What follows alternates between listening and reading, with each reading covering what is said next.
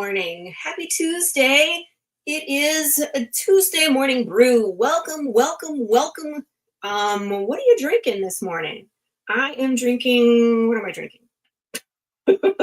Colombian beans. I think it's the last of these Colombian beans. I got to get some new beans. And then it's pumpkin pie spice coconut creamer that I make myself, and it's delicious. So what are you drinking? Tell me what you got in your comments. Hopefully it's something warm. It is cold here in Texas. It feels like it's 33 with the wind. It's gross. Like I'm ready for it to kind of warm up. I got plants that I want to put in and start, tomatoes. Let's see. I got peppers to put in. Hi, fish. All sorts of good stuff. So I'm just kind of waiting for the weather to pick up so I can start working it in my garden. And and I'm going to continue doing this. Sorry. I love hijacking rolling squid bones. That's my favorite thing to do on Tuesday. So They're going to see me anyway. Let's see. What's popping? Path of the Pill Rider issues 1 through 8. Good morning, Andrea. Nice to see you. Let's see. Hello. I already moved on to ice water. Coffee's long gone. Fish, you've been up for too long then, man. So just in case you missed the campaign, you could still back this project with some late pledges as people have been doing. So we've gotten about five late backers, so it's still going. So there's still time to hop on in here and get your books. Highly recommend that you do so because this is the part of the story where we start figuring out why death is broken. What the heck happened, right? And we're in Las Vegas, where all the apocalypse stories ends, right? Looking at you, the stand. So make sure you guys get involved, get this copy, because you don't want to be left behind when we're talking about the end of this book. Andrea can vouch for me. When you get to the end of my book, it's always going to be wondering what the heck, Laurie, and what is coming next, because that's how I roll. So good morning, Dash. How are you? And happy St. Patrick's Day, everybody. Thank you, Spencer, in the back, because I was wearing a yellow hat today, and he was like, that's a bold move, Laurie, to wear yellow on St. Patty's Day. So I immediately went and found a green hat, and no pinches from the chat today. Death is broken because, and that's all. That would be kind of anticlimactic, don't you think, Chad? To be like, sorry. Or, we could do the typical, it was just a dream. And then Jude wakes up. That's terrible. We would never do that. Why would we do that? Anyway, let me drop the linky loop for you guys. It sticks it to the top. I forgot. I pushed this button somewhere on Facebook, and now this shows up every time I go live, which is helpful. So here's the linky loop. If you need to go over here and get some books, here's your chance. Oh, I thank you, Fish. You are the best. Uncle Fish is the best. But enough about me. Let's bring in today's guest. My guest today is none other than Spencer Cummins from another Michigander. So Chad, you gotta meet Spencer because you're both in Michigan, right? Hi, Chad. And hi, Laurie. Good morning. Laurie, it just occurred to me that I wanted to ask you a question about your book, if that's okay. Oh, okay. This is unconventional. Start it. Let's go. I guess it's not super about your book. Do you have a favorite interpretation of death in media? As whether that's like a Grim Reaper type thing or like a concept metaphor thing of death. Do you have a favorite? I don't know. I've never been asked this before. I do like the death from Sandman. Okay. Yep. Because she kind of takes all forms. Like death is the friend, death is the kind of the bitch, where she can show up and be like, sorry, your time's up. Yeah. Death coming unexpected, or a friend, So I do like that one. Grim Reaper, though, the best Grim Reaper. Thank you. I was just about to say it's Bill and Ted's Bogus Journey. So good. It's so good. Reaping does burn a lot of calories. Exactly. I was like, Fish knows which one I'm talking about. That, and that's this one, of course, which is the best, right? Yeah. Hey, Dylan, good morning. Do you have a personal favorite, Spencer? I've recently been reading some of the Terry Pratchett books, and I think the interpretation of death in there is something that I really enjoy. As Hmm. someone who doesn't really like his job, but he's like, someone's got to like get rid of all these people. Someone has to do it, you know. And he Oh, says gosh. there's no justice. There's just us. Is something he says a lot, and I think Oh, that's a really interesting interpretation of the way things end. can you imagine the Grim Reaper showing up with a blonde Karen bob? You're like, I love that as a premise. I'm going to write another book that's just that. now, one of my buddies, Fred Schwartz, was like, Laurie, at some point, when you feel comfortable, you need to do an anthology, and the anthology needs to be the Karen verse or the Karen anthology, and this would fit perfectly in there. Oh yeah. Just take all kinds of supernatural ideas and Karenize them. But just anything Karen. It doesn't have to be supernatural. It can just be Karen related, and we'll just have this anthology of Karen stories. Would be hilarious. So I'm gonna do that someday when I grow into my big boy britches. I'm excited to read it. Good morning. So Spencer, being your first time on the show, this dog is gonna drive me crazy. By the way. Come here. But I love him very much, and he will drive me quite happy. So yeah, he's wearing his collar, which he normally doesn't. So now take it off, all right? And you don't have to tinkle all through the show and drive me crazy. can I get this glare off my glasses? No. We're not getting the glare off my glasses. Yeah, so it is what it is. We'll deal with it. So being the first time on the show. Oh, look. Tom, I'm going to be in your mailbox at some point asking questions. First, I got to get your story done for Tom. And then I want to pick Tom's brain about running an anthology because I've never done one before. So it just seems like it's it's an accomplishment. There's a lot involved. I would have to ask a lot of questions. I'd be afraid that I would mess it up. I mean, but the thing about an anthology that's cool is that if you mess it up, the next issue is just not messed up anymore. You're starting over again. So no, I mean like the logistics part of it. Like that I have no idea. Yeah, timelines and paying everybody, and it's just like, oh my gosh. That does sound exhausting. Managing that project would be a challenge for me. It seems daunting, but for those that have done a bunch of them, I'm sure it's something that if it's doable, obviously, because people do them. What are you doing, doggo?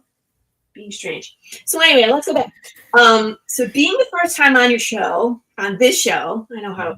I'm just gonna drink some coffee. Hang on a second. Being the first time on the Brew, I would love for you to give everybody your origin story. How you got into comics, what you like to read, kind of your, what was it that really made you pull the trigger and say, I'm gonna do it myself. So take us back to the beginning. Yeah, so I've always really loved writing. I've always been a writer. My mom will tell stories about how like we'd go to Target when I was in elementary school and stuff, and I would just like sit in the back of the cart with a notebook and write stuff.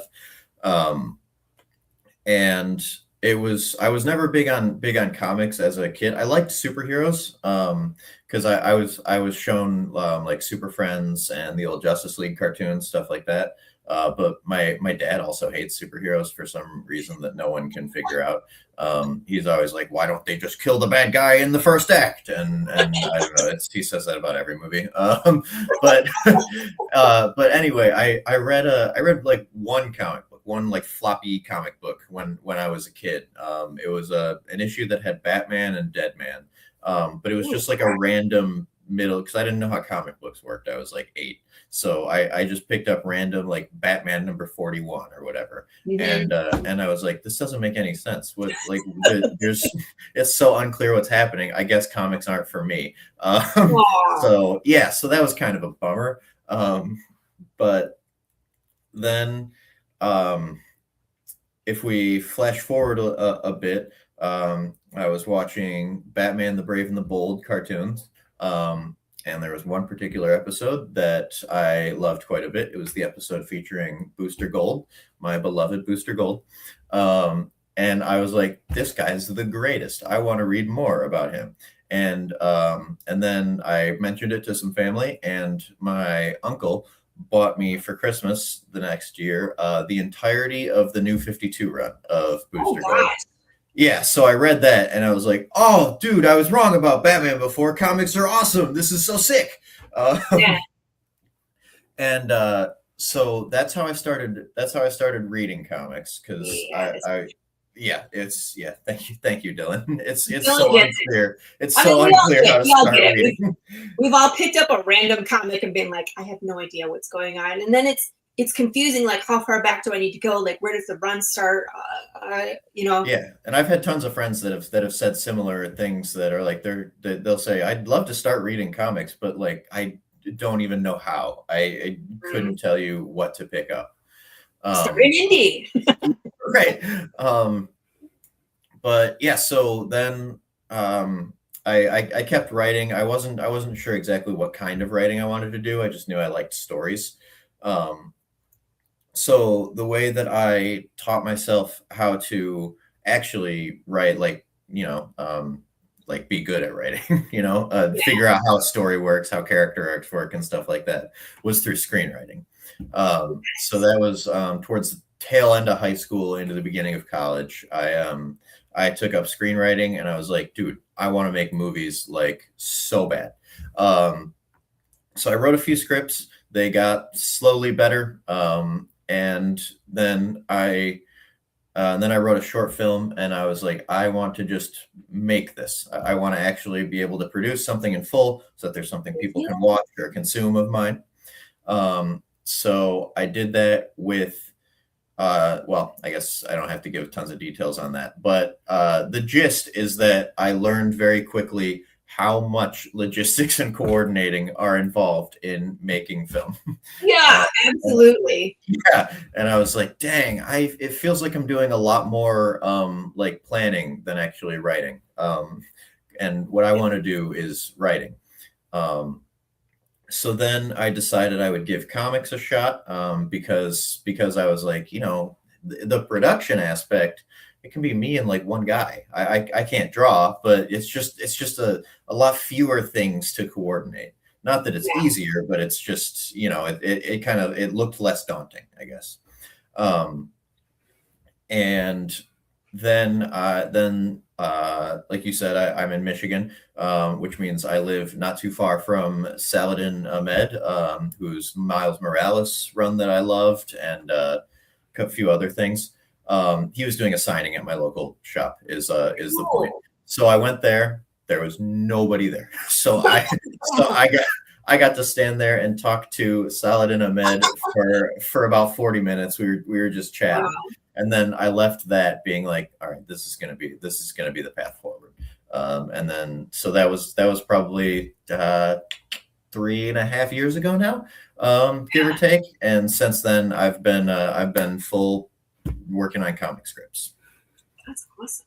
By the way, another person you can run into in Michigan is Tom Hutchinson. He's there. Okay. Okay. So, a couple guys in the chat. Just wander around and try and find him. Go to a lot of cons. Okay. Tom, I think Tom's more like where are you, Tom? I forget, like Grand Rapids area. And Chad is more like Ann Arbor. Yeah, out there. Okay. This Chad is like Ann Arbor. So, but I mean, like they'll travel to do cons, and so, so you're gonna look for either Rolling Squid Bones or Big Dog Inc. That's what Rolling Squid Bones is. Okay, yeah. I saw that username. I was like, what? That's an awesome name, but I don't know what Rolling that could possibly be. Is a publisher. That's where I went after ASAP, and so I'm with Rolling Squid Bones, and Chad is the. Okay, I see. So. All right, so there's a lot to unpack here. So you're writing for screenplay. At first, I gotta know: is there a way for us to watch your short film? Oh yeah, absolutely. I can. YouTube? I can. Yeah, it's on YouTube. I can hunt down the YouTube link and like email it to you at this moment if you would. Well, I'm just curious if because we're not gonna watch it here on the show, but no, for sure. Oh, is he? I didn't know that. T.S. Luther is up in Michigan too. Comer. Oh, he's an up-and-comer in Michigan. Sorry. Do you know where he is in Michigan, Fish? Because if he's in like, Traverse City, Or way up there in the UP. Yeah, like that's like almost another. I feel like the That UP UP might as well be Wisconsin. It's really, absolutely. It's like its own country, really. Like people up there are like, "Welcome to God's country," and I'm like, "Where am I?" yeah. It's just bears and moose.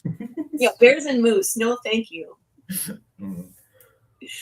All right. So writing, and then did you study how to write screenplay? Because so I kind of followed something similar where I was writing for a production company in Detroit, and that's how I learned to write screenplay, is based off of the things that I was producing for them.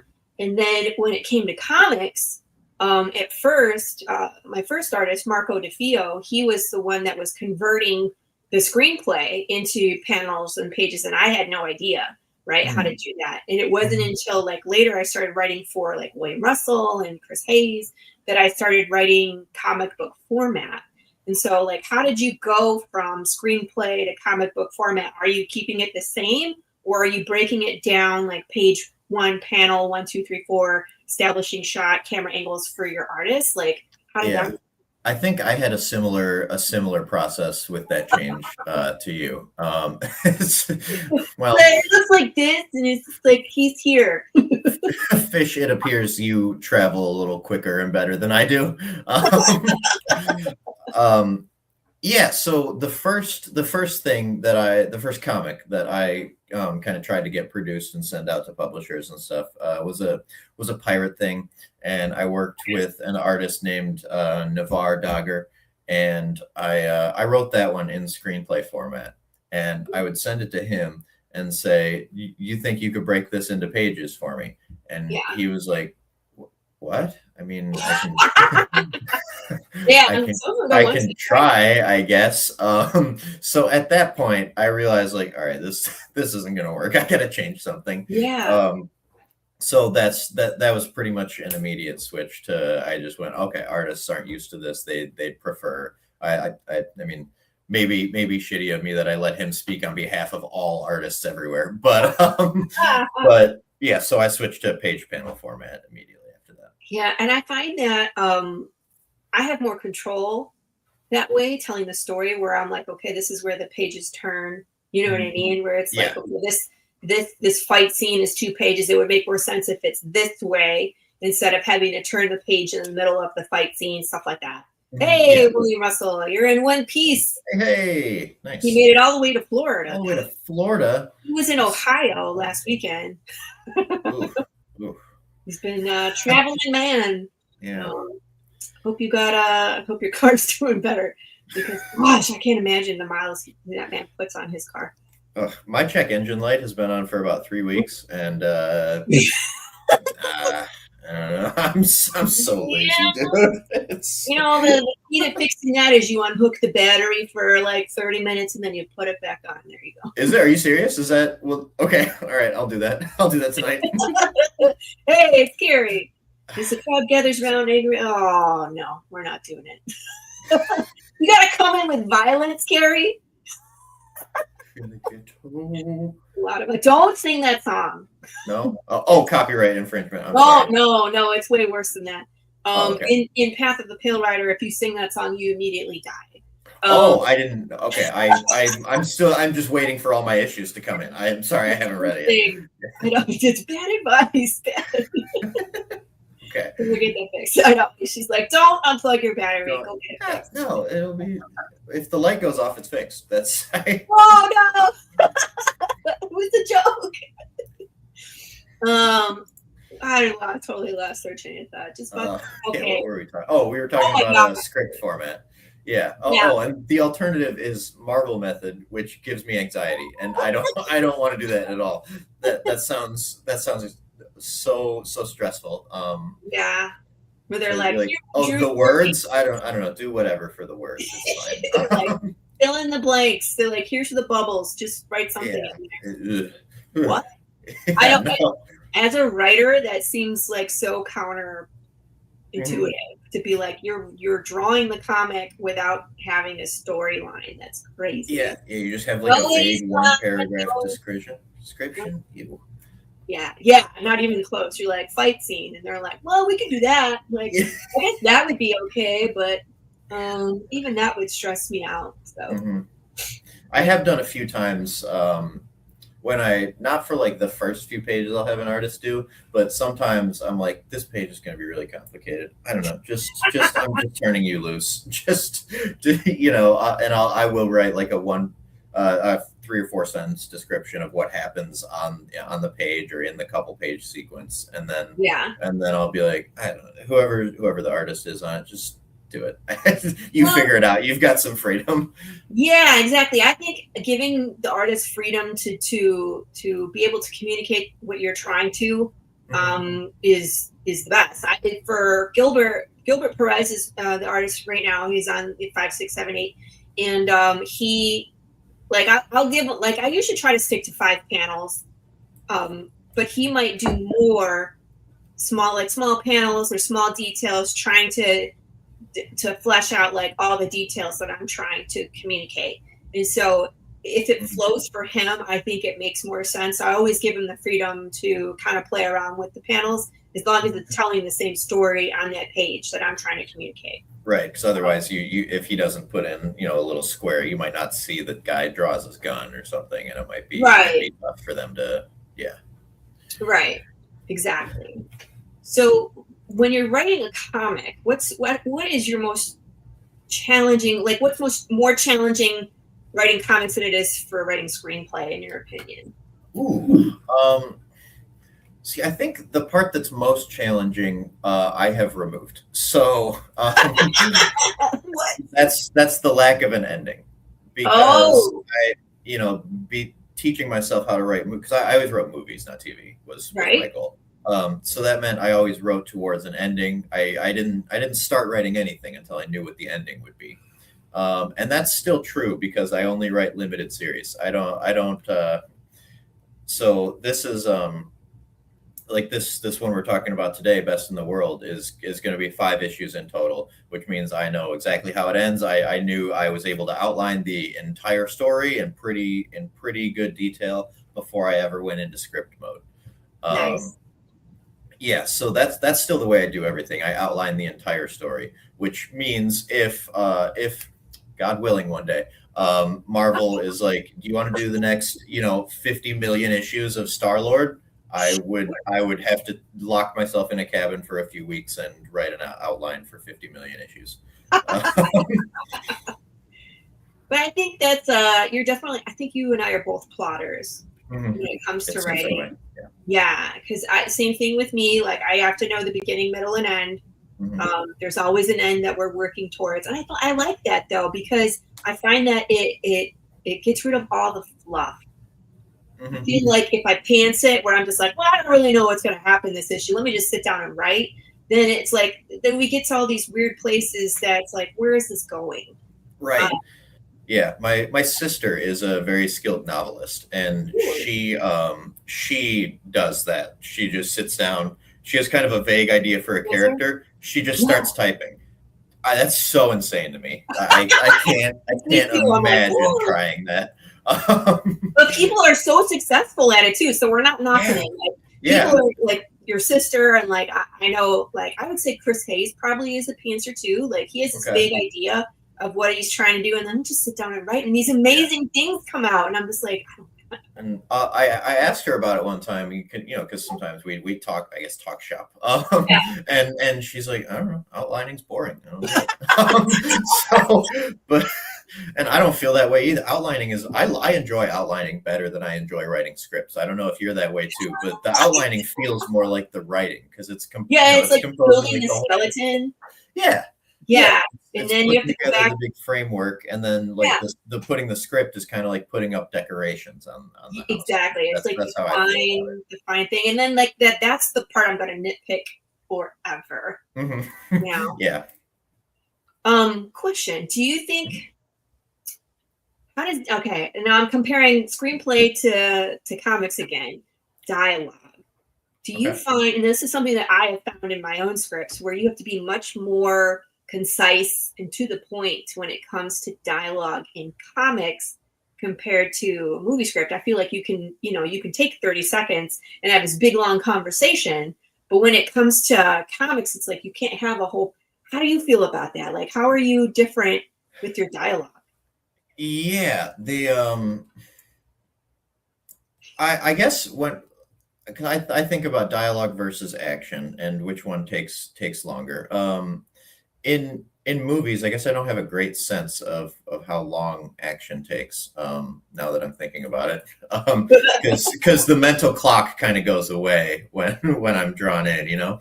Yeah, Um, but like, I almost feel like you have more space with dialogue in comics because really. yeah, I guess it kind of depends what style and what style you're writing in. Because you'll read kind of old stuff, like I mean, Watchmen in particular.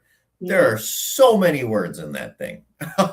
It's the most words, and I know. if you were to put all those words in a filmed thing, I think it would take longer than it would like in terms of pages. Do you know what I'm saying there? Hmm. Whereas a fight scene could be that could be just a few seconds in a filmed thing, but that could be a couple pages, and that also depends on what your artist is best at, and Yeah. in certain cases what editorial wants. Sometimes they want to expand fight scenes and stuff like that. Um, but yeah, that's very style by style. Yeah, I can kind of see your point that I guess it depends on the style. And it's like it is weird. It's like it could either extend or shorten. And I like that you use the Watchmen because I'm real familiar with that Mhm. book. That was probably the first graphic novel that I read that really got me interested in reading Yeah. comics and Okay. graphic novels because I was never really into reading comics when I was younger. I just Mhm. never did. I was always reading, I don't know, books, Boxcar Children, blah blah blah. Okay. Choose So your own adventure. how old Uh, were you when I you read was Watchmen? I was probably in my 20s, Okay. early Okay. 20s, right? And you're right. And now this is something I've talked about before where I feel like comics these days, you shouldn't have a whole page of exposition because I get bored. Like I don't want to read that much. I want reading and action, art, and I want a nice balance. But when you're talking about Watchmen, I think it breaks that rule. Okay. I don't know. What is it about Watchmen? Is it the subject? Is it because it was Alan Moore? I like what was it that one they got away with it because half the time you can't. You know what I mean? Yeah, I don't know. How about counterpoint Jonathan Hickman and his all his data pages? You know, that's even worse. That's just a text document, you know? I don't think I've read that one. I have read East of Well, West by in Hickman. Hoxpox and yeah, there's not so many in East and West. But House of X has it's just they break from the comic book format, and it might as well, it's kind of like a stylized Word document. Oh, Where it's honestly, I think it's probably two or three times per issue he'll just kind of explain to you the structure of like how, you know, how this time loop thing is working, or something like that. I think that's different though. But my beef is when someone pays an artist Mhm. $120 to do all this beautiful art for and color, and then they cover it with words. I'm like, Okay. why? Why are we doing that? Like, I want to see the art too. So Okay. that's my Yeah. with using too many words. There's got to be a Yeah. balance, right? Yeah, I mean, of course, there's a balance. Everything runs on a spectrum, and with pretty much everything, somewhere in the middle is the best place to be. I don't know. I think it depends how will you consume comics. I tend to Yeah. prefer wordier comics. So like I mean, I know people hate him so much. Tom King is my favorite writer. Oh God. Um, so I like the more verbose and wordy writers. But some people just kind of want the writer to get out of the way, and they do they're drawn more to, they'll follow artists more than they'll follow writers, and they prefer like a Chip Zdarsky style writing for that. And there, I don't think there's either way that's like better or worse. Yeah. But I think there's definitely, you're targeting a different audience mentality based on how dense your writing is. Interesting. I would love to know what the chat thinks. So if you're watching, let me know. Do you like verbose comics, like Spencer, or do you like to the point dialogue like me, or do you just want the like Spencer said, just the writer get out of the way? Just like Yeah. let the art tell the story. Where are you in this spectrum? I'm just curious because I think you're right. I think it is just basically it's based off of what people prefer for their comics. There How are a spicy do you want couple your of, hot sauce, right? what was that? So how spicy do you want your hot sauce? Right, yeah. There are a couple of artists who I love so much that when I see a lot of words, I'm like, no, out. Yeah. Alessandro Cappuccio is my personal favorite artist from Moon Knight and Ultimate Wolverine.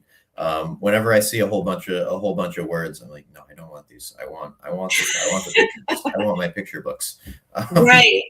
Yeah. And sometimes I there's some art, like you said, it's so beautiful. It's almost distracting where I'm like, I don't even want to there's words here and I don't care.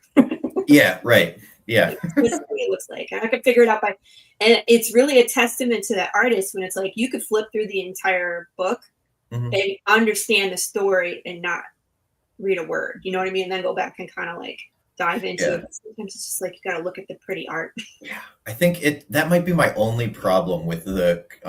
I've been reading through the IDW Ninja Turtles run lately. Yeah, and so I'm on collection. What am I at? Collection 8, which takes us to issue 60 or 70 or so. And sometimes there are just so many words, and I'm like, I can see everything that they're saying, and it's gorgeously drawn by Mateus Santaloco. I don't need these words describing the plan. I see them doing the plan. It's so sometimes it can be a bit too much for sure. You just became best friends with Gilbert Perez, by the way. He loves Ninja Turtles. Yeah. Oh, dude. I have been playing Magic the Gathering lately exclusively because they just added the Ninja Turtles. I was like, fine, I'll give the game a try. Yeah, they did. So I just wanted to say before I talk about Fish's comment, I do have plans to make a Path of the Pale Rider Magic deck. Oh, nice. But we have to get through issue 12. Okay. Or I don't know, once we get through 10, like once people know the answer, then I can start releasing like the deck that'll function and then we can add cards to it. But there's main characters that are right around the corner that we haven't, unlocked yet. You know what I mean? Okay, yeah. So that would be like the core of the deck. So I sick. can't release the deck until like the characters are out, What pace do you run? Are you about 4 issues a year, or? I wish I was. We're like 2 a year. Okay.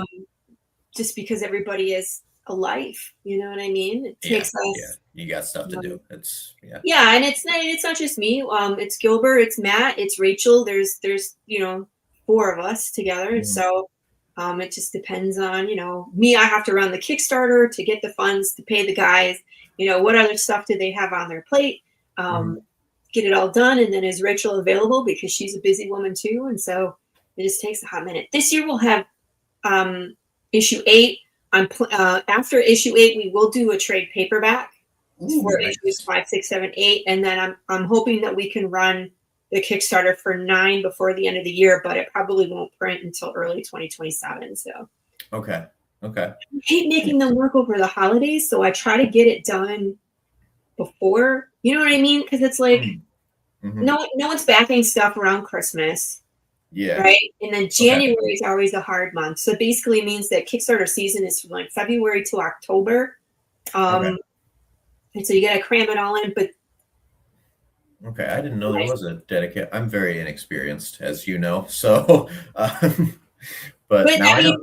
Hey, Lou, nice to see you. There's a ton of creators in the chat too. So if you want to ask questions, let's focus on the second half of the show. But if you want to ask questions about running a Kickstarter, we would be happy to answer it for you as well. Nice. I totally made Christian work through Christmas, by the way. I didn't really make him, but Well, it just depends if they're available or not. And like if they have family and kids, like majority of my art team, like Gilbert and Matt and Rachel, they all have extended families that they're very much part of. So it's like I try not to make, and myself too. well, me running the Kickstarter is one thing, but I'm still supervising art and keeping us on deadline and approving things. So I want to bake cookies at Christmas. Yeah, absolutely. No, I don't want to. And I'm sure they don't want to either. Yeah. So we try to do that. So Fish says, oh, this is about words on the page. So Fish says, if it's well written, I won't even notice that there's words. Yeah, some people try to write too much and then it's hard to get through. And I feel this. Yeah. Yeah, that's something that I think I've noticed with novelists who move to comics, for whether that's for a permanent swap or just a temporary change. Yeah. Like I struggled a little bit with Christopher Priest's Superman story, because I felt like there's just so much, you know. Yeah. And Fight Club 2 was published as a comic. Most people don't even know that exists. But that was also written by Chuck Palahniuk, who wrote the book and the movie for Fight Club 1. Yeah. And He's a fabulous writer, but he is fantastic. Yeah. But cerebral, you know what I mean? Like so much is going on in all of his characters' heads. Yeah, it really kind of didn't work without you being able to be in them. In the head, right. Yeah. So I could see where that could be a little too much. Yeah. Oh, what are your thoughts on caption boxes? Do you like caption boxes? I think that they can work and they should be utilized when again, like same thing with like Chuck Palahniuk, where it's like you need to know what's going on inside a character's head, but sometimes you shouldn't. You know what I mean? Like you should be able to show character through decision making. So I'll use my own issue number 1, for instance. There's not a whole lot of words, but it's Jude St. Clair making decision after decision after decision in the wild with people. But, you know, you can see his character and understand who he is by watching him make decisions. So the art will show you his, you know, short responses will show you. You don't really need a running tally of what he's thinking about, I don't know, some random kid that he runs into that has a heart monitor on. You know what I mean? You don't need to do that without, you know, you can see it in his actions. So I think there's a way to do it. And I think that once people understand the medium of comics, it gets easier to do without all the captions. But at some point, you need to fill the, like if it's something crucial to the plot and the story that you need to know, please put captions, because don't leave me in the dark. There's nothing that pisses me off more getting to a point where I think I'm getting answers and then just be left in the dark. And then just not know what's happening. Yeah, you said you think that gets easier as you're in comic. That's absolutely what I was going to say. My first couple of books, I relied heavily on caption boxes, and I was like, oh, I just love caption boxes. That's just the type of writer I am. And then as I got more comfortable with comics, I was like, oh, I don't need these. I don't think. I think I figured out how to do this otherwise. And I mean, in this one that you read it, I kind of might as well have caption boxes because I have the retrospective interviews, which basically function that same way. But it's the style that you're doing the book, and we'll get into that. Yeah. But yeah, I think you're doing it in an interesting way because it's like you're showing things and then you're telling things and showing things. So it has this nice pacing to it that's back and forth between showing and telling. So I think it works well. What does Michael say? Michael says, I think it also has to do with the comic. If it's an action hero style comic, can't stand too much regular pages of characters sitting around having regular conversation type stuff. Yeah. It's like, please punch something. Yeah. Pretty cool action stuff in action style comics. More serious comics that are more story based, it's okay with more dialogue. That's a good point. Yeah, I can only see Peter Parker, hang out with Aunt May for so long before it's like, all right, bring me someone to hit. Yeah. Yeah. But if you're writing like let's see what we got here. Like Sunstone, that book is all just people sitting around talking mostly. It's a lot of people talking. I mean, I guess it just depends on the story. Yeah. I've seen it done well where there's a lot of conversation, and I've seen it done poorly where there's too much conversation where I'm just like, I don't care anymore. Like, and then it goes in the TBR, like, or what is it? DNR, did not finish. Yes. That way. pick an acronym. I don't care. Put it in the pile. So yeah, it's hard. It's hard. You know, pacing is hard. Storytelling is hard. Why are we doing this? It's so hard. It'd be much easier if we didn't do this. No, that's the problem, is that we're compelled to do it. Oh yeah, that's why we're so, here. I notice sometimes my girlfriend notices too. This is not one of my more desirable qualities. If I've spent a few days without writing, I'll become grumpier, and sometimes she'll be like, you seem really kind of lost. Like, have you written anything in a few days? And I'm like, oh, that's what it was. Okay. Sometimes you just need a snack and a nap, and for Spencer, it's go into your room with this computer and just write, please. Yeah, it's get it out. Well, let's put it this way: I write in what is listed on the floor plan as a closet. So I have call it your desk. You have a desk in the closet. Yep, we refer to it as my hovel. I have a desk and a whiteboard from my dad hung up in there. So I plot out all my pages as well on a whiteboard. And that's genius. Most of the time I don't send that layout to the artist, because they can make it fit however they see fit, because I think, you know, they're more experienced with layouts than I am in pretty much every circumstance. But it just helps me figure out how a page could flow if I kind of draw the grid on the whiteboard and label out all my panels and stuff. That's smart. But anyway, so yeah, I get kicked into the closet for an hour or two, and then I come back out and I'll be like, all right, that was better. Yeah. I feel better now. Yeah. We go out to eat. Right. That's funny. Sometimes you just need that, you know. And especially and for me, I spent a lot of time building, like Tom Hutchinson, I've been building his story in my head, and I just need to get it out and just to word vomit it onto a page at some point, and then just be like, okay, now I can refine this. But are you a word vomit person where you write kind of one draft that's like kind of okay but kind of sucks, and then you go back and finish and fix it and repolish and stuff later? Yes and no. My preferred method, sometimes I'll do that if I don't have 3x5 cards. I prefer to word vomit onto 3x5 cards because I can just do like a one-liner of an idea of a scene. You know what I mean? Where I'm like, let's say Path, where it's like, okay, Jude goes into a saloon that used to be a salon. And I was like, okay, what does that turn into? And so I can add 3x5 cards, and I can take stuff out, or I can put stuff in, or I'm like, oh, and then he gets into a bar fight, and so I put that in where I want it to go. Or I'm like, well, maybe that doesn't make sense, and I can rearrange things. Like, that's usually the best method for me. And then I'll sit down and I can put it onto pages. And then it's easier for me to be like, okay, like if I'm doing 24-page book, I can whittle it down to 24 cards. So I'm like, okay, this is the order it's supposed to go in on the pages too. Yeah. You know?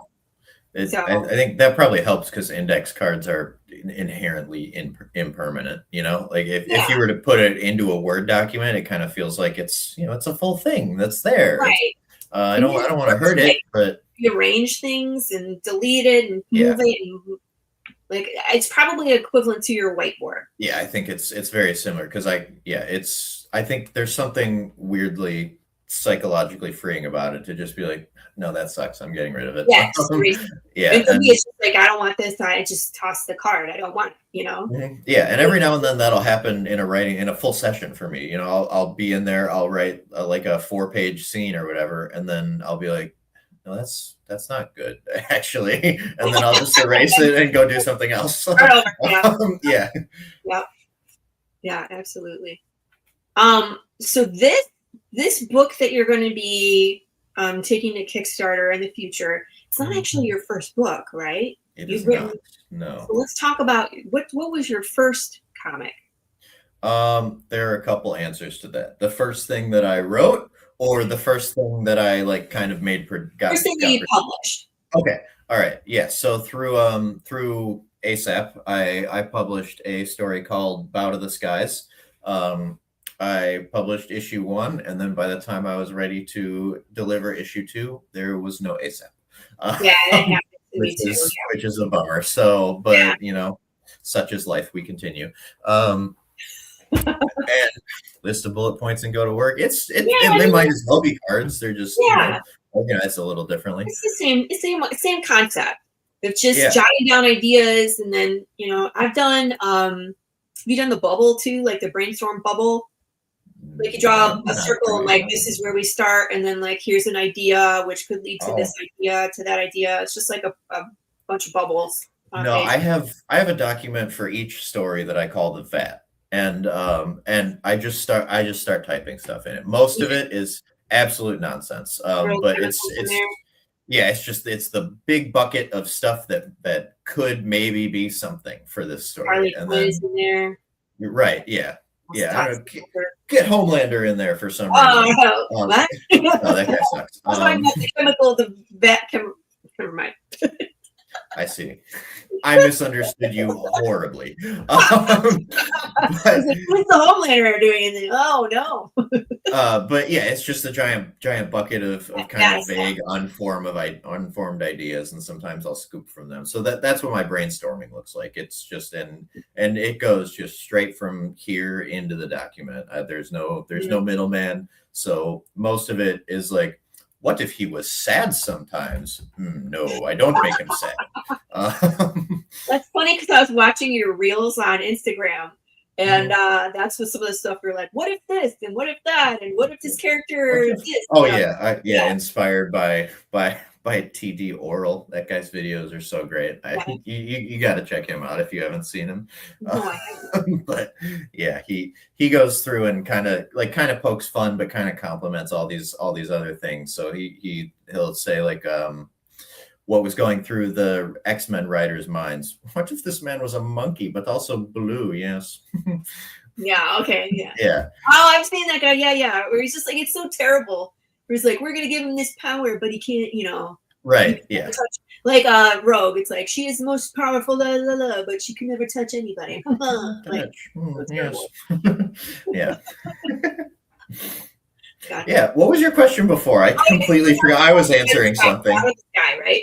Oh yes. Yeah. Out of the sky. That process when you went through it the first time. What have you learned from that you're carrying into this next book? First of all, did you use the same artist, different team? It is a completely different team. So on Bout of the Skies, it was the artist was a guy named Martin Jimenez, and the letterer was Nikki Powers. that was her name. She was somebody I found on Fiverr, so she wasn't like a friend or anything that I knew. And on Best in the World, God, one of these days I'll write a book with a one-word title. I don't know what you're talking about. I don't know. You've got that's so many words. On Best in the World, it is written or drawn and lettered by a guy who has several names. I believe the correct order of them is Christian Javier Godinho Padilla. He just goes by Chris Good. Makes things very easy for me. So yeah. And I wish I had a more concrete answer for stuff that I've learned.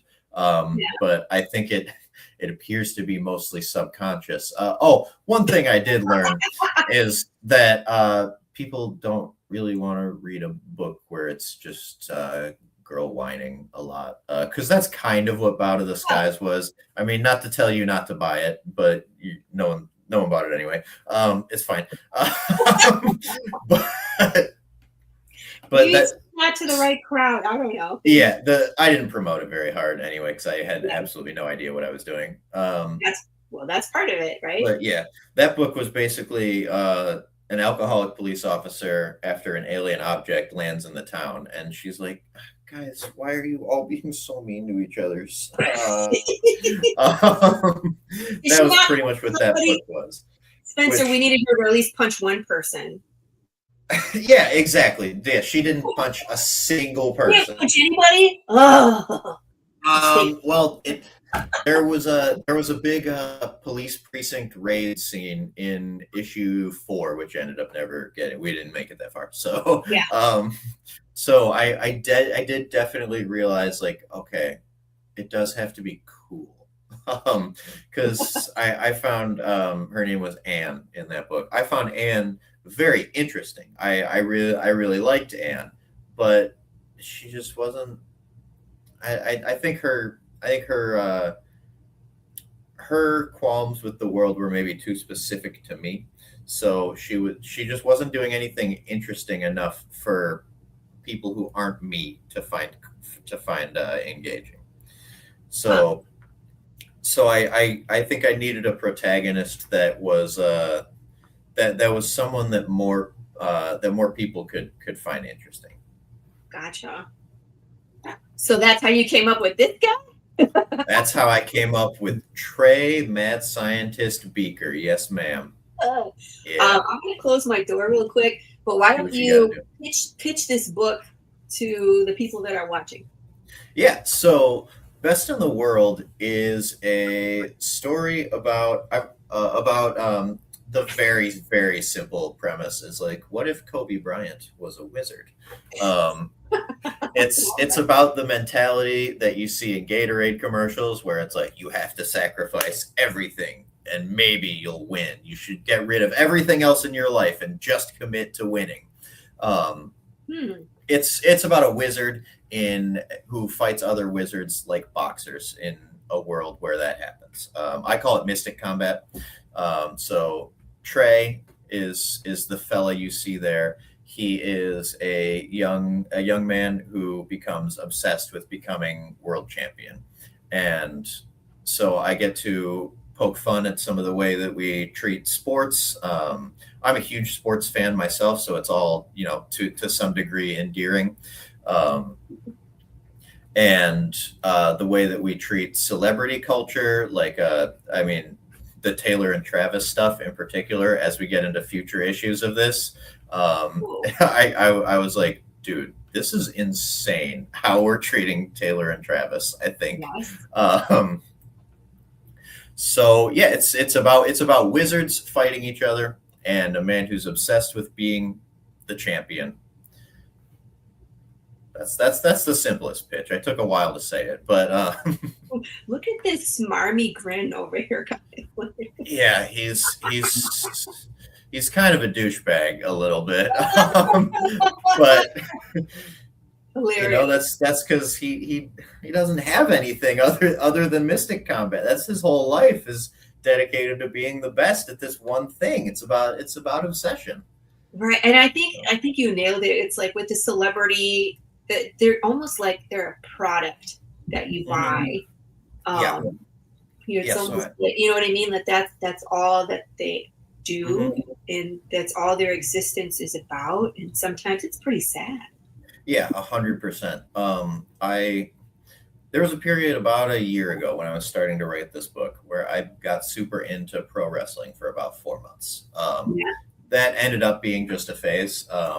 But that's something I was really into. Something I really admire about it is the pageantry. How everybody is this big character, is somebody that you can kind of latch onto because they have a thing in a way that I don't know, like LeBron James and Patrick Mahomes don't have they're not much of a character beyond the skills that they have, Yeah.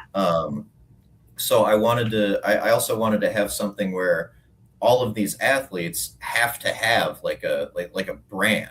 And I'll do a mild spoiler for issue 2. The line that no, it's my book. The line that I'm most proud of in the entire series is when the commissioner of the fighting league is trying to push Trey to have more of a gimmick, to have more of a brand, and he says, "What brand? My brand is that I'm better than everyone. I don't need a gimmick." So yeah. That's kind of what it is to me too, about having something to latch onto versus just being purely competitive, Makes sense. And I mean,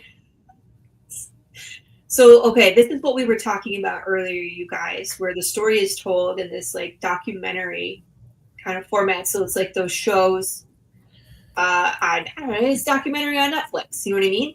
Where they start out by talking to the people and then it shows action. So I like that back and forth between, understanding what was going on in people's minds, and there's multiple people telling the story, and then some of the action. Like the art here is fabulous, and yes, he is punching a giant goddamn bear, you guys. So as you know, I have this thing about bears and Big James in my story, and so I thought this was really funny that this character Rodney was knocking out a giant bear in issue 1. I was like, ha ha. Big James lives in your world too. It was just for you. Yeah, right. I wish I could say it was, but I'm sorry. But yeah, Christian's great, and I think this was actually one of those. There's a future fight with a crab monster where that was one of the times where I was like, Christian, I'm turning you loose. Make a big monster. Because that was one of the things I liked about him when I found his art was he made kind of, I guess for lack of a better term, like big old freaks. Yeah. And I liked a lot of his creature designs. So I definitely wanted to introduce some areas where through magic or through beasts or other things like that, where I could just say, go nuts, man. And now there's one of the story elements that I could in this first issue is like when the league, I love how you have different leagues. Like he's talking about when he first started and when he was in the NB league. So basically this page where it's just like there were many people allowed to fight other people in the indie league. So that meant that they had to fight animals. And so yeah, there was bears. So it's like, you're going to see different leagues is I'm assuming, and you're going to see, you're going to take us through the progression of this character.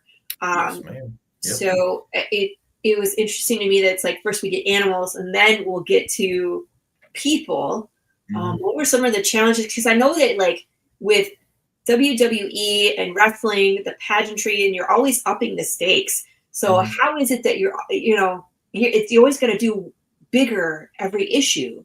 Is that stressful? Is that something that you have planned out? Is it something that, you know what I mean? It's just like, because you always have to one up yourself with this now. Right. Yeah, that is an area where it's kind of like we talked about earlier. If I hadn't outlined this whole thing beforehand, then I could definitely have seen getting to the end of issue 1 or end of issue 2 and going, next we'll blow up the world, I guess. I don't know.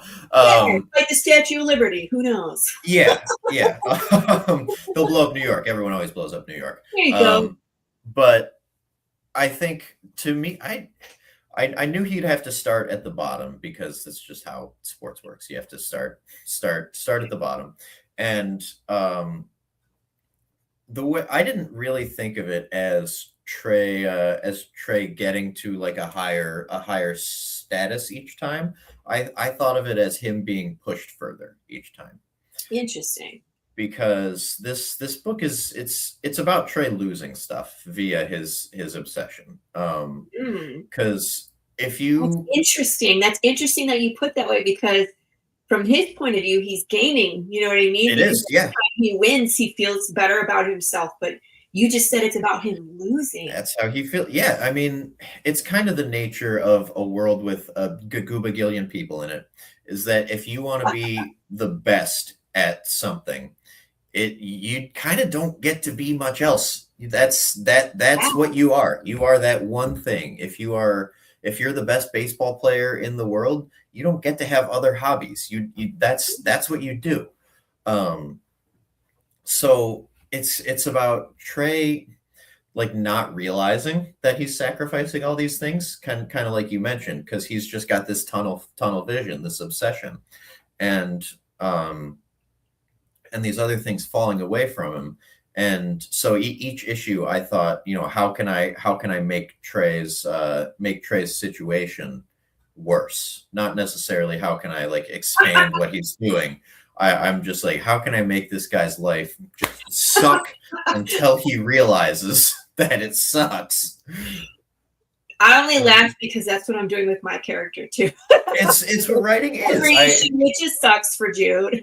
Yeah, I have a nephew who's 5, and he asked like what I do when I write stuff, and I was like, I invent fake people, and then I make them sad.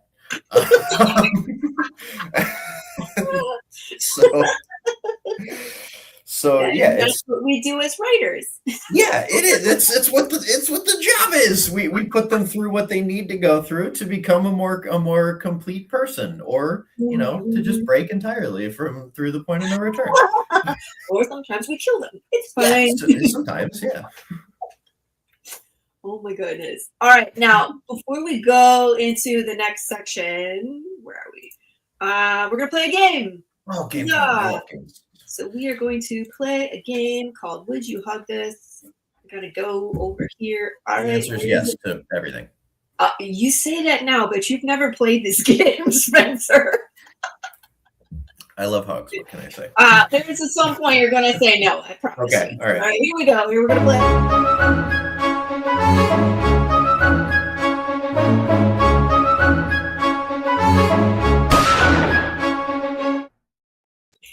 That was an excellent graphic. I loved that. Thank you. It's like not ominous at all, right? Right. Blood, gut, score. Surely it'll be just teddy bears and baby goats.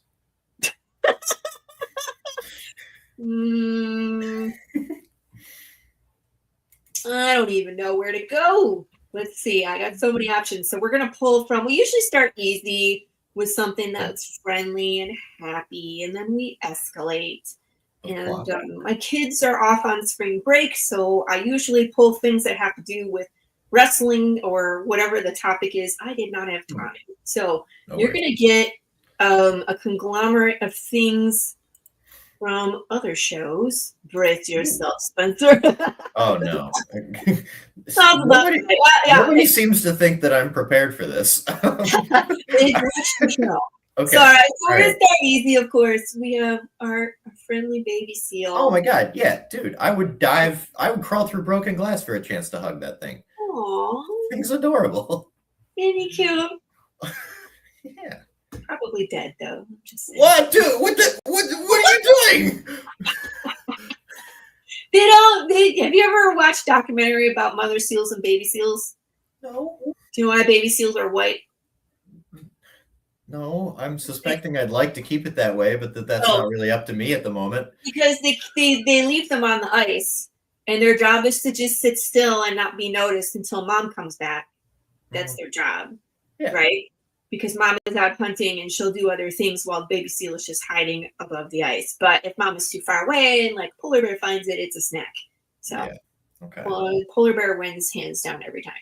All right, let's see. We'll find another furry creature for you to hug. I would hug this. This one won't be as pleasant, I'm guessing. Oh, what? Is that a rabbit? I mean, out of curiosity, if nothing else, I want to see how far in it gets solid. So it's like a Tootsie Pop. How many licks does it take to get to right? It's like it's hard as it.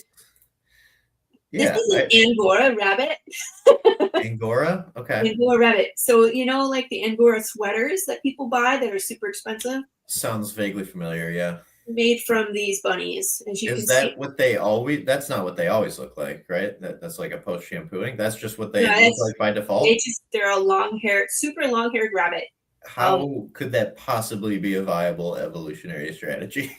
I think we probably did it to them, but honestly. Oh, yeah. Like pugs would never exist except for we did it, right? Oh, is that a tribble? It's probably the closest we could get to a tribble. And can it see? I don't know. This one might not be able to. I bet a lot can. The troubles. The rabbits get worse. We'll get to that. We'll get to that 2-for-1 rabbit eventually. Let's see what else we can find. I guess we'll stick to animals. Let's see. We'll escalate ever so slightly. Where are you? Our friendly but scary bird. Shoebill? The shoebill? Oh yeah. You know this one, yeah? Yeah. Oh, it is actually a shoebill. Yeah, yeah. I'd love that thing. I've always wanted to be near it. I mean, I don't know how lethal they are. I just know the sound they make. It's terrifying.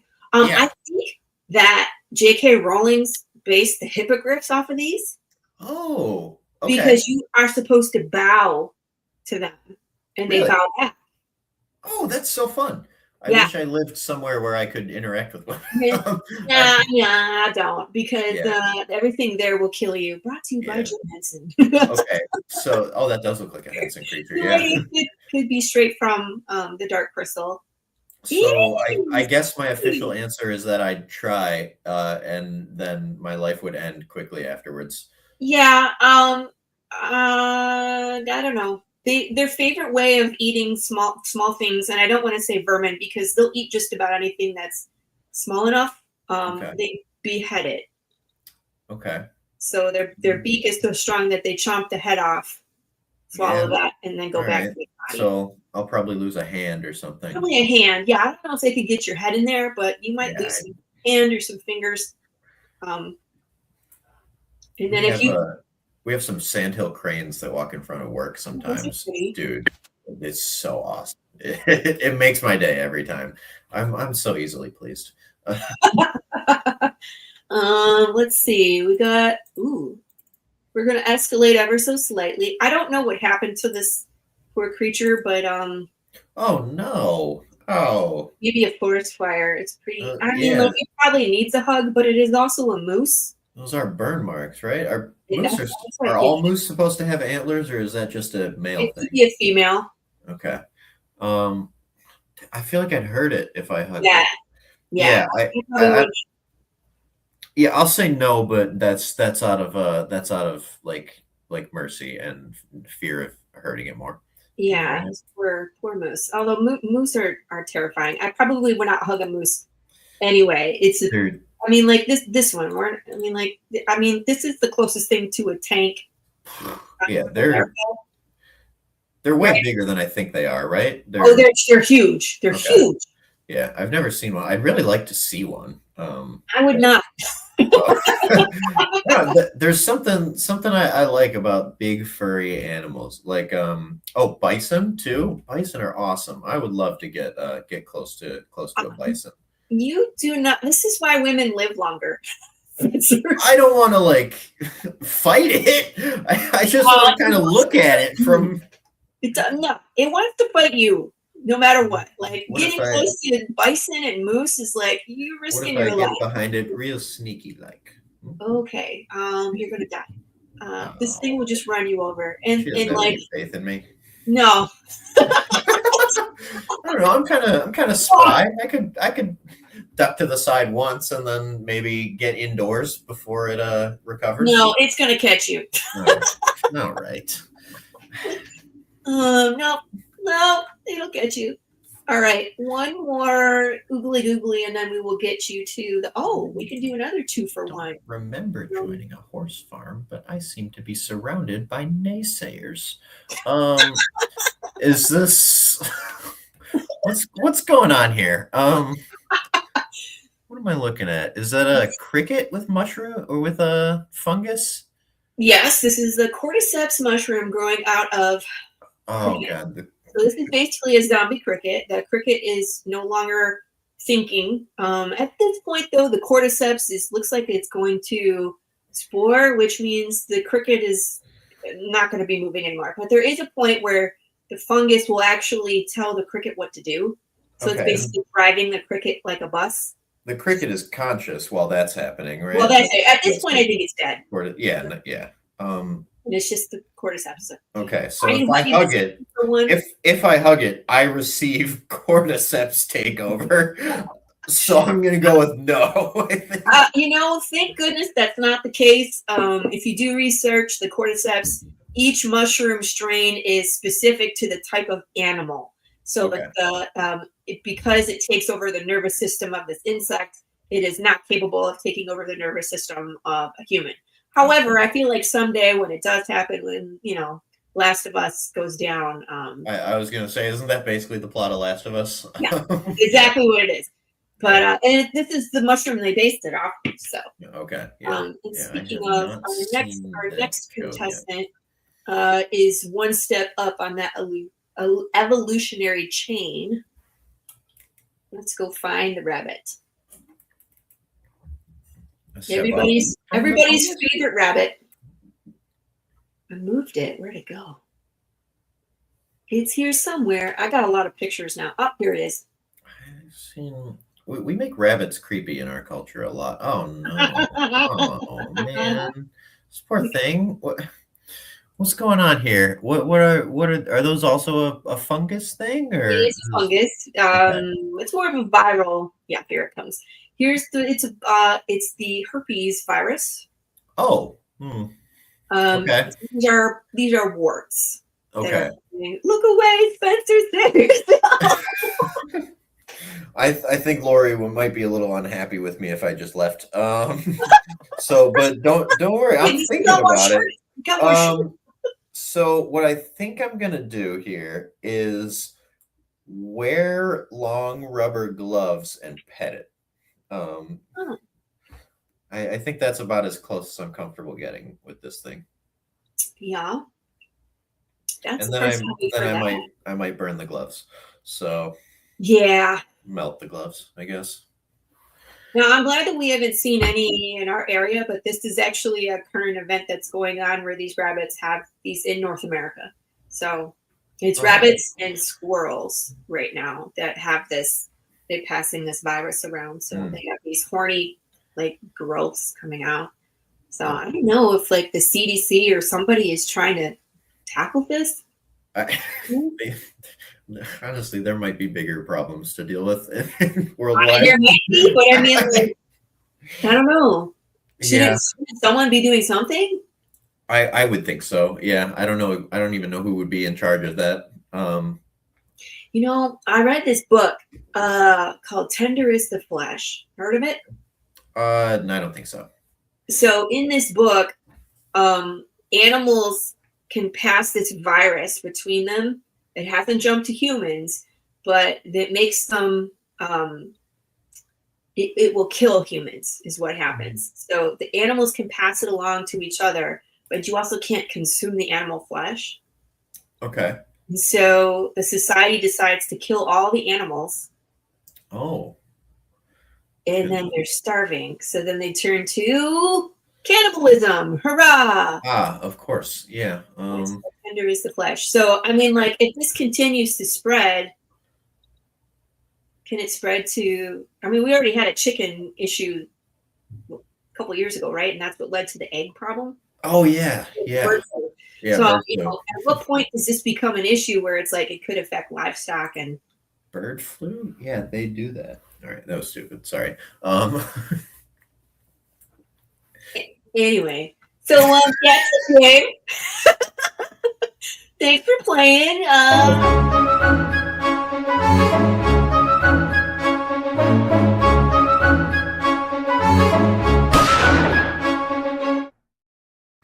Thanks for playing. Would you hug this?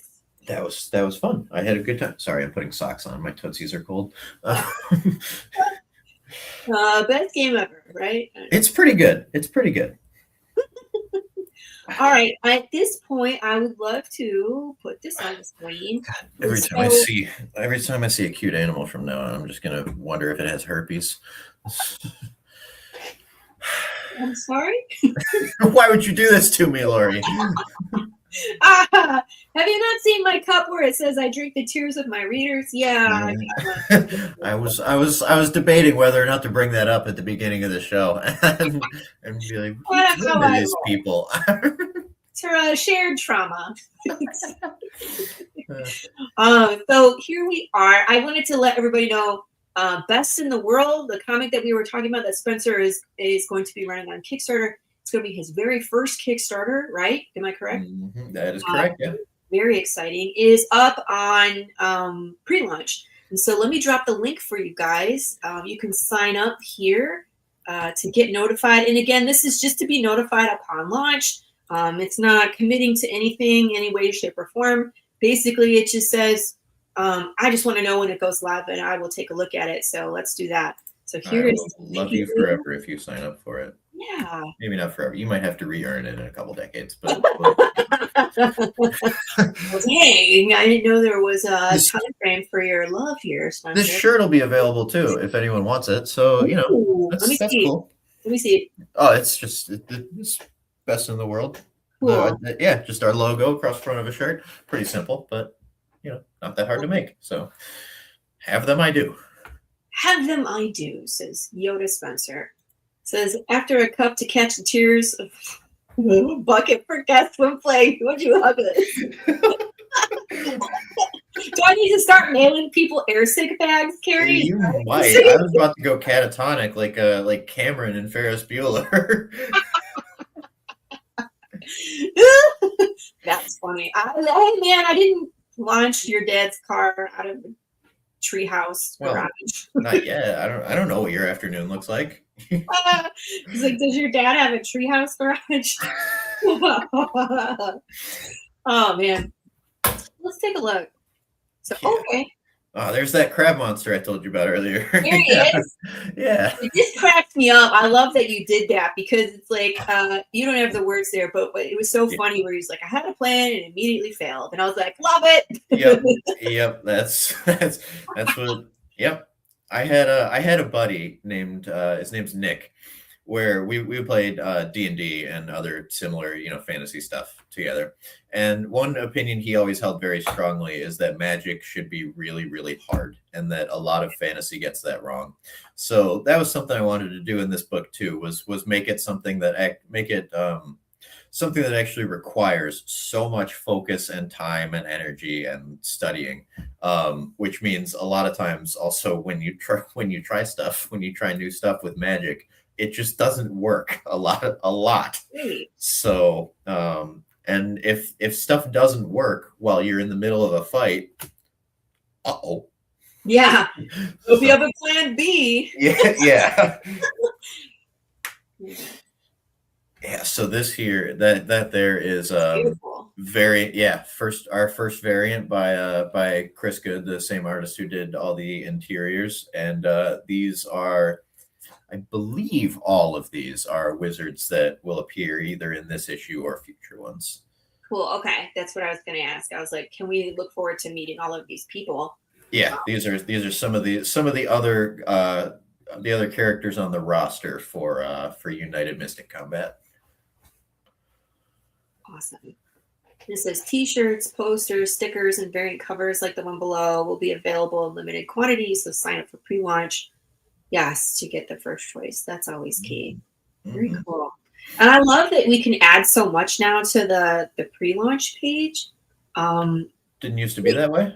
No, it used to just be like this. You could just have the image and then like the tagline, a young athlete in the world where wizardry is boxing becomes, obsessed with becoming champion. And that was all you could tell people. They didn't have this whole section down here at all.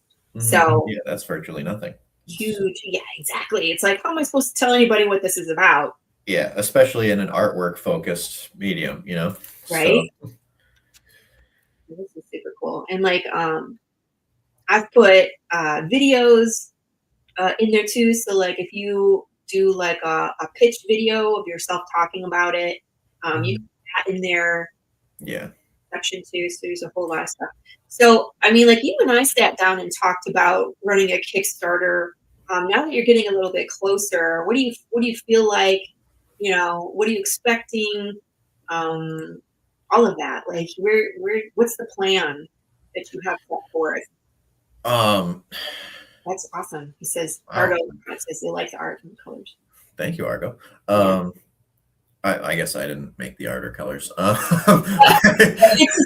Christian appreciates your liking.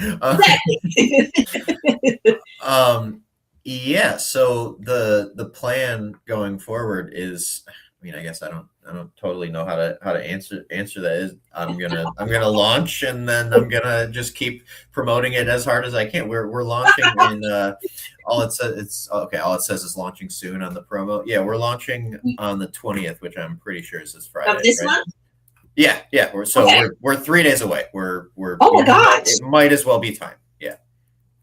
I didn't realize it was right around the corner. Yeah, so we are launching very, very soon. Gotcha. And the book is already done. All I need the money for is the print run. So I'm planning to have this in your hands by the end of May. I'm expecting possibly earlier than that. And it helps that Comics Wellspring is half an hour from my house, so I know. I can just drive there and get the stuff. So jealous. I mean, I would love to have a big printer like Comics Wellspring down the street, man. Yeah. That would be awesome. So launching this week, do you have other podcasts that you're going to go on? I appeared on a show, I think it was probably 2 weeks ago now, called Myself in Comics, with a woman named Bianca. I don't know her last name. That was fun. Our mutual buddy, Dre DeBrew Daniels. I was on Brutal Planet with him, and I'm pretty sure that one is launching today. Nice. We recorded it about a week and a half ago. And then I have a couple more lined up, I think, towards mid-April or early April. So that'll be within the full swing of this being launched and stuff. Yeah. You can always hop on the madness. There's 40 shows here on this network that all have different audiences. So, and there's different ones. Like some of them, like our draw streams. We have ones that are about movies. We have ones that are about. There's a great show called It Frickin' Figures. Like they talk about figurines. I always have so much fun when I'm on there. So I mean, you can just go explore, chat. If you have run a Kickstarter, what do you think is the most? How I want to say, what had the most impact on your success for running a Kickstarter? And for me, it was really going on those podcasts and introducing myself to the community and talking about, because with Path of the Pale Rider, I feel like if I'm not pitching it right, people are like, oh, it's just another zombie comic. Yeah. You know what I mean? Mm-hmm. And so you have to like tell them what makes it stand out and what's different about it. And I love that you're tapping into like a couple different genres, right? Because you have magic, you have wrestling. Yeah. The kind of pageantry of wrestling was really important to me. The big characters. Have you ever seen a movie called I, Tonya with Margot Robbie? Oh, I didn't see it, but it's about Tonya Harding, right? Tonya Harding, yeah. That was structurally that was a big influence on this, because they do the same kind of show you the scenes and then show you the retrospective interviews about the scenes. So that I thought that was a really clever format, and stuff like that has worked in filmed media before. I mean, just look at The Office and Modern Family and stuff like that. But I've never really seen anything like it, quite like it tried in comics. So thought I'd give it a shot. Yeah, absolutely. I like it. So I think that tapping into those two genres, and I think that your catchphrase, what if Kobe Bryant was a magician, right? Is that what you said? Well, I said, what if Kobe Bryant was a wizard? But that's it. Yeah.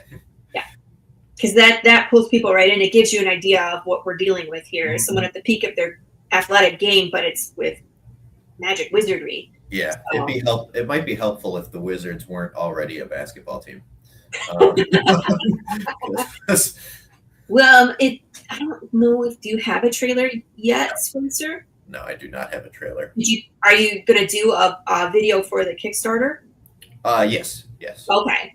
I don't have that on the pre-launch page, but yeah. And when you say video, you mean like just me pitching it, right? Yeah, it could be that, or just like whatever you decide to do for your Kickstarter video. Okay. If it's done, you could always post it here too. Like what I do. Do you have a YouTube channel? No. Okay. Because that's usually how I post mine. Is like I'll put it on my YouTube, and then on the page you can put a link, and then it will just do the picture on the screen. Gotcha. And so that way I can put videos into the story page or onto the preview. Mm-hmm. Yeah. What do you mean? Who's the chick? The chick like this one, Carrie? Picture? Is she talking about you? She might be talking about you. I don't think so. She says in the picture on the screen. So I think it's this one.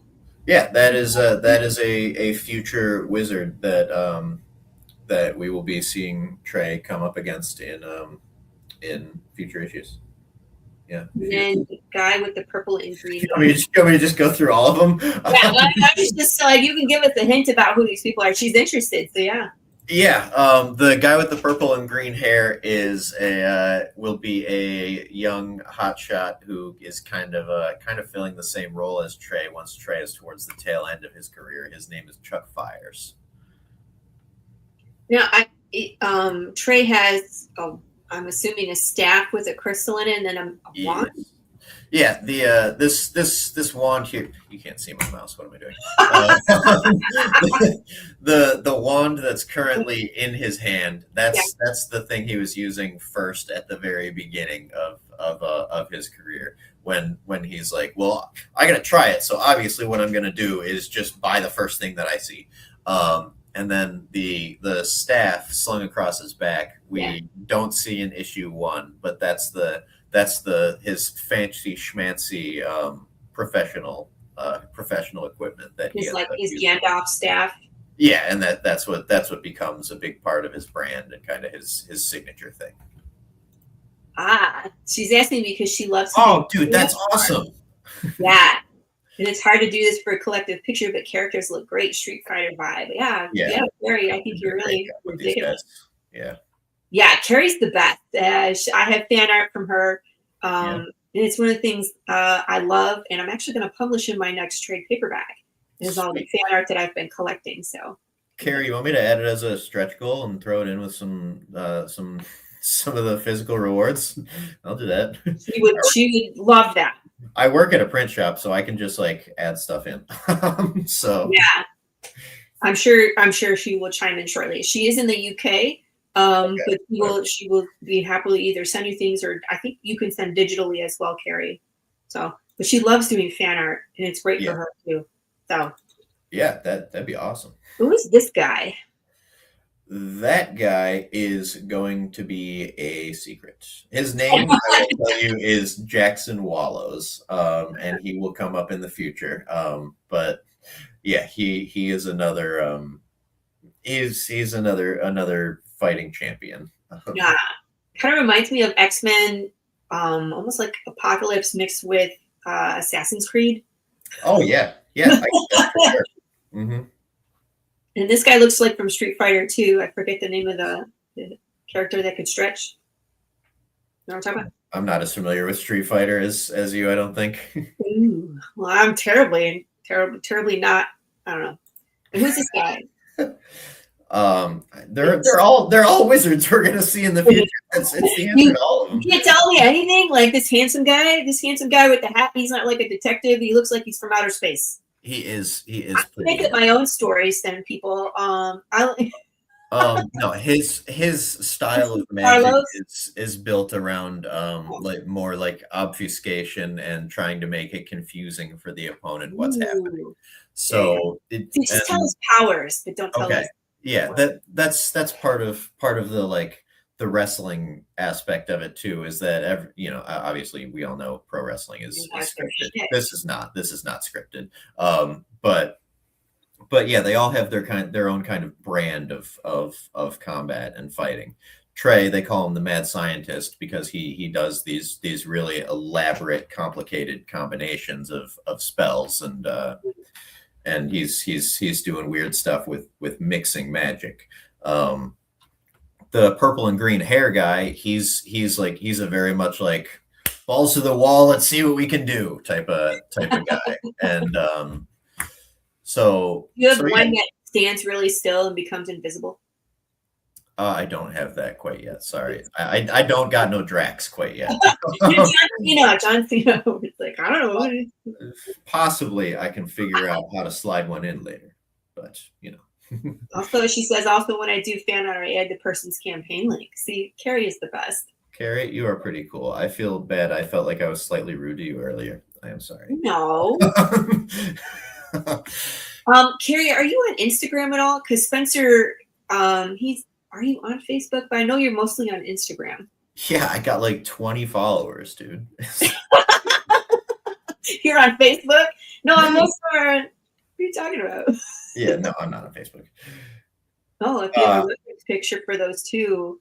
At the moment, this is all I've got. Honestly, if you wanted to to just kind of experiment a little bit, I'd be happy to. Because since most of these guys are in future issues, we haven't put together Yeah, the book okay. art and the sketches for them quite yet.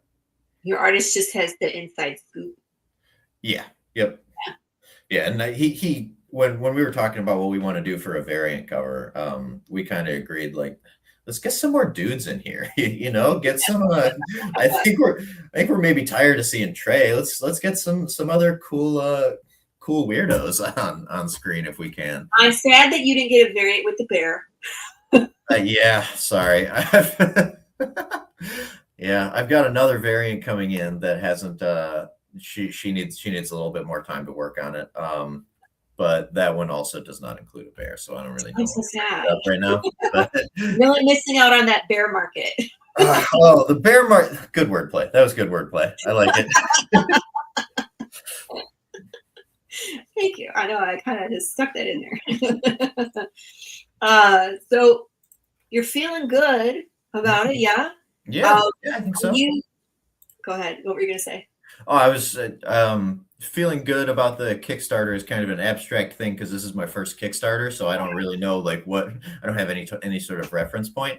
But what I do feel good about for sure is that I like the book and I'm really proud of the book. And I think I did some cool stuff and I like looking at it.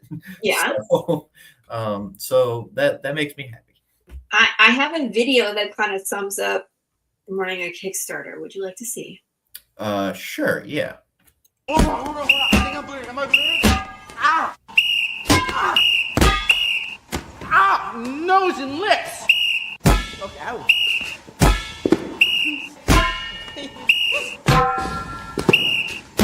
Ah! No, can I...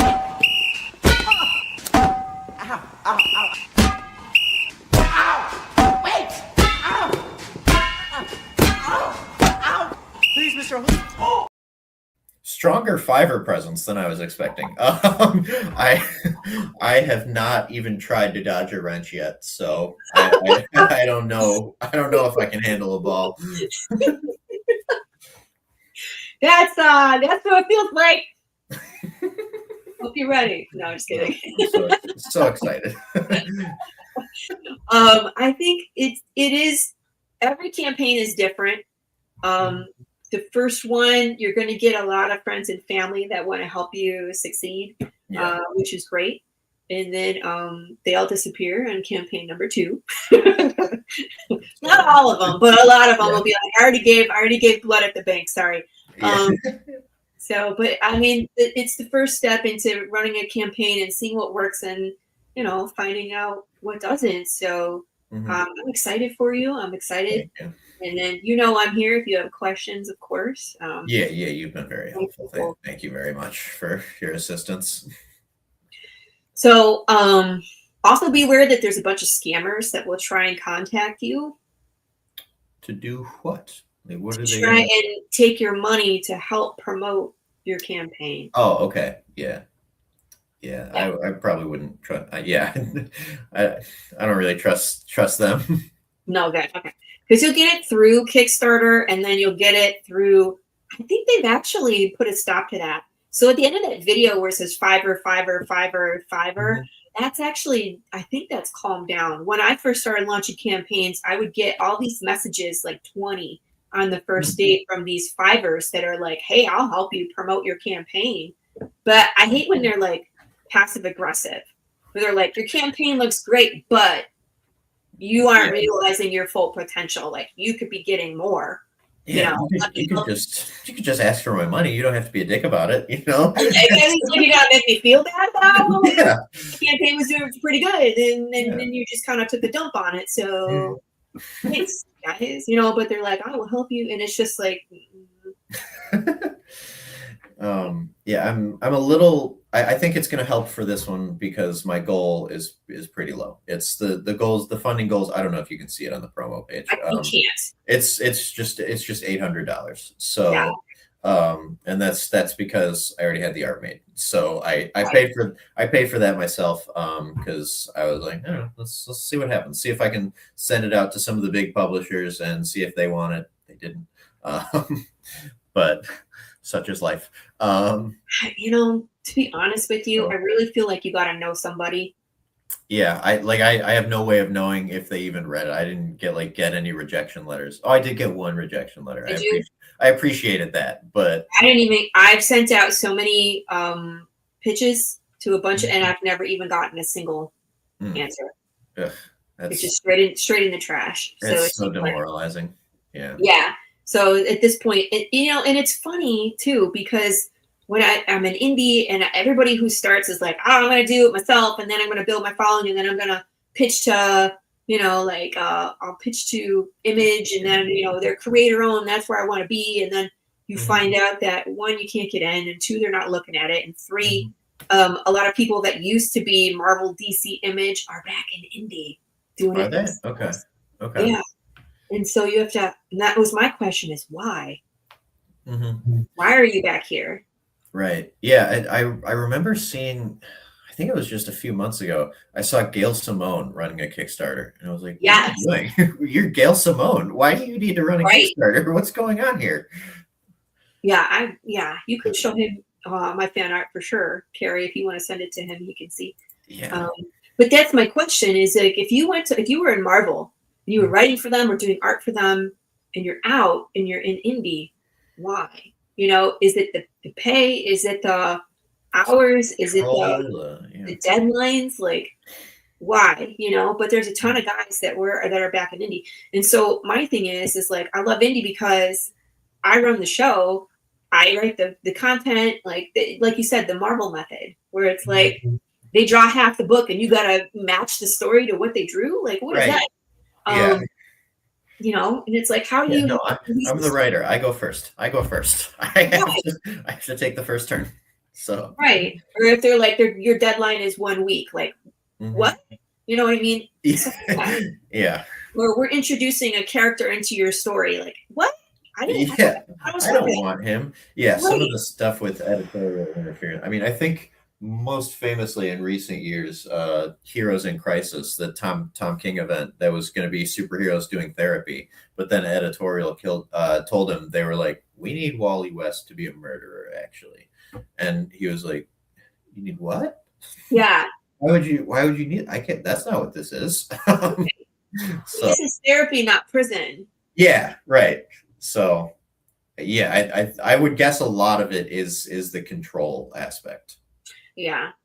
And so I feel like in my own personal journey that not being seen and not, you know, like not having that be my focus has actually helped me, because to understand, like, I got to do it myself, you know, to put in the effort to grow the audience and to stay outstanding and to keep pushing my own brand.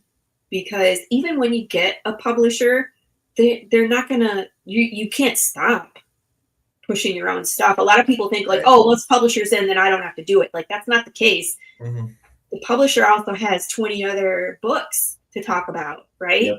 And so you're not the only one, so you have to continue. So you might as well get into the habit of doing it. I'm talking about myself. I'm not.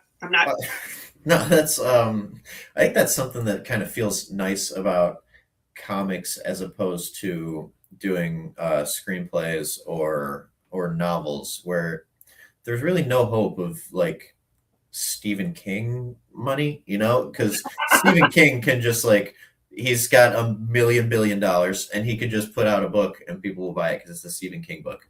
Yeah. But I listen to the now defunct, he doesn't do it anymore, Matthew Rosenberg's podcast, writer of DC versus Vampires and Punisher and a few pretty great indie things. And he talks about, like, even when he's writing the Punisher, he still has to like call comic shops and be like, is there any way I can help you guys? Like, do you want me to like come in and I don't know, help you promote or anything? So there's no like mythological ideal with comics, I don't think, of being able to just, you know, just rake in your money and sit on your hoard. Yeah. Yeah. Jim Lee, maybe. What was that? Jim Lee, maybe. Oh yeah, but he's in creative control of DC, isn't he? Yeah. Yeah, so he's still doing a hell of a Yeah, lot of he's work. still doing Then that. I just say he's I very went much a to, hands-on guy. yeah, I was at a con last year that he was there. He was, and his line was around the building. It was amazing to see. Yeah. And he was there, like he was on his feet, and he's not a spring chicken either, but he was there signing. He's got to be 70 or so. I think so. Okay. But I mean, like he was so busy, and he loved it. So I mean, like even he's still working at cons. You know what I mean? Yeah. So So he's still having to do the pushing and the promoting and all that stuff. It's welcome to your life. You know what I mean? Yeah, in a lot of ways, the job is still the job, no matter how good you are at it. You're still doing kind of the same stuff, just to a bigger or smaller audience. Yeah, exactly.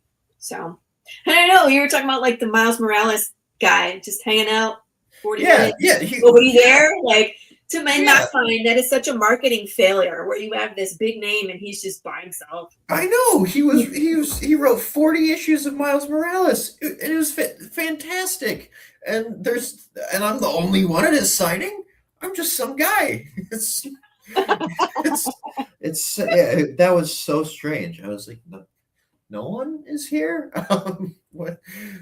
I mean, it worked out nice for me, but I know you're like, oh, I'm gonna just sit down. Like, yeah. Notebook. Yeah. Your classes in session. Yeah. So running a Kickstarter and then what? What's the plan for after? Oh, for after this one. So it all depends the magnitude of success with this one. If this one goes well, what I would like to do is just then run a second Kickstarter for issues 2 through 5 of just run a whole trade paperback as a second Kickstarter. That's what I'd like to do, because I was pretty lucky that I got a lot of unemployment money during COVID, and I haven't really had anything to spend it on. So, because I worked at an arcade when COVID hit, and so that was one of the first things where they were like, "Shut that down! You cannot have that be going." So I bring that up only to say that I can help supplement the funding, so I wouldn't have to be like, I need you people to pay for absolutely everything. I mean, like graphic novel, like usually those campaigns are like $10,000. Yeah, so I'm thinking and since the first issue's done already, I'm thinking that would probably run $6,000 to $8,000 for that full one, based on the very rough estimates that I've put together, and, the back of Post-it notes and stuff. That's like a whole nother level of Kickstarter. Yeah, it is. It is. So that's why I said, depending on the success of this one, and otherwise, then I just set up another one for issue 2, and I run that as a $1,500 Kickstarter or something along those lines. Gotcha. Yeah, I mean that's kind of what I did. Is I ran them all individually. It helps get the story out this is for me, of course, to get the story out a little bit quicker so people can read it in a chunk. And then, when a majority, the art's already paid for. So when I run my trade paperback, it's just for printing. Okay. Yeah. Well, that's one way to do it. And then, of course, I always include like bonus material. I always do like a section where I put in all the variant covers. This time I'm putting in fan art. I have a short story from a friend. So I've been letting people write in my world. So I have 2 short stories, one that I can release now, and then one that I can release with the next trade paperback. So how long are you talking? Like backup stories where it's just 4 or 5 pages, or it's probably like something short, like 4 or 5 pages, and it's novel, it's not comic, right? So it's something just to read, but it's written by other people besides me in my world. Which I like it. Cool. Very cool. Yeah. Yeah. And I'm so honored that people would love to write stuff based in my world. You know what I mean? Yeah. I mean, dude, Carrie said fan art, and I was like, oh, you're like, hello? That's insane. No way. Carrie's the best. Let me just tell you. Carrie is like the best fan. I have a She fan. loves supporting indie. She loves, pushing campaigns. She really is the best. Carrie, we love you. Thank you, Absolutely. Carrie. Yeah. Why don't you tell everybody your socials? We kind of mentioned your Instagram, but tell everybody where they can follow you, Spencer, and then we'll make sure everybody can. Yeah. So the place where I'll keep most of my comic book stuff is Spencer Talks Stories on Instagram. So that'll be that's where that is. That's the only social that I'm active on at the moment. I realize that should change if I want to, be successful. But we'll see. You need to pay somebody to post on all the places now. Like I can't keep track. Do I have a Blue Sky? Sure. Have I ever posted there? Maybe twice. I don't know. Okay. Well, I got a Twitter, but I'm not really on it. Or X. Yeah. You mean X, the everything app? No, Whatever. Twitter. Yeah, it's Twitter. Find your audience and stick to that one, and then kind of dabble in the others. It's like yeah. So on there, I post comic book stuff, and I also post just kind of things I think about stories. I had a video recently that did okay about how I noticed there's virtually no chosen one stories starring women. So I'll talk about that kind of stuff too. Some of my favorite archetypes, tropes, story conventions, stuff like that. Maybe we should write a Karen, the chosen Karen. Karen chosen one. Yeah. Yeah. Someone brought up Buffy the Vampire Slayer, and I was like, oh God, duh. Yeah, obviously. Yeah. That's but there's got to be more. Isn't there like a See, that's what I said. I was like, there's no way that's the only one. My like girlfriend the Hunger Games. Is that no, I wouldn't consider that a chosen one story because Katniss isn't like supposed to, be anything. But my girlfriend brought up a TV show called Charmed that I haven't seen, but apparently that's a chosen one story too. She explained it to me, and yeah, for sure. what about? But yeah, it's definitely a gaping hole in our stories. There's Willow, but I mean, like she was a baby. The chosen one was the baby they had to rescue. I can't speak to Willow. I don't. What? Go watch Willow. This is your homework. All right. Okay. Please go sign up for the pre-launch. Let's make sure to get that link out there. If you guys want to give it a like and a share, all that good stuff to get Spencer out there. He's launching this campaign in 3 days. Panic. And we wish you well, and go check out all the other shows on the Madness. They'll be happy to help promote you as well. We'll do so. Yeah. Anything I didn't cover? Anything you want to tell people before we wrap it up here?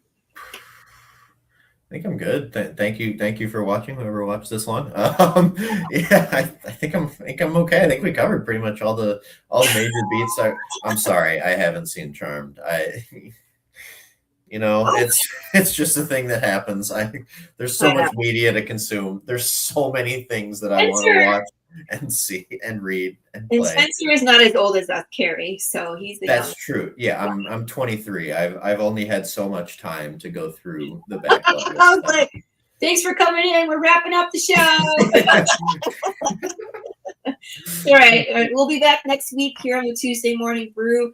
I believe Chad Perkins will be on, and there'll be more shenanigans as always. So make sure you kiss your babies and be excellent to each other. And we'll see you here next week. And party on, dudes. Party on, Wayne. Which video should I play? How about this one?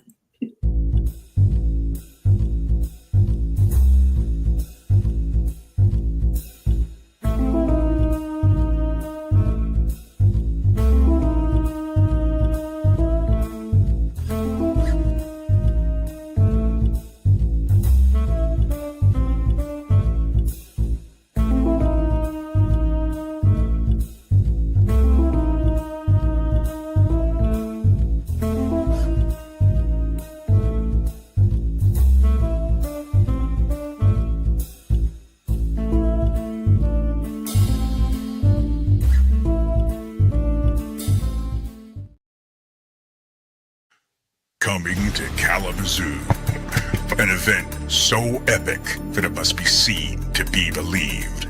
A celebration so grand it spans 3 days. Kalamazoo Comic-Con.